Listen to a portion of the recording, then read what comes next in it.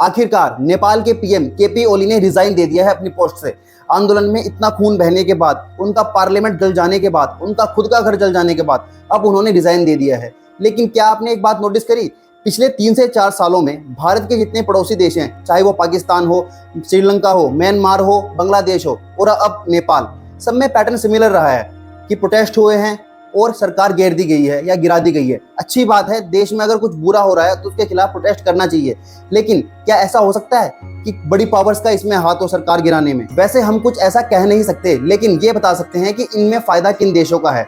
अब देखो, नेपाल में चाइना का BRI प्रोजेक्ट चल रहा था, जो कि चाइना के लिए बहुत जरूरी है।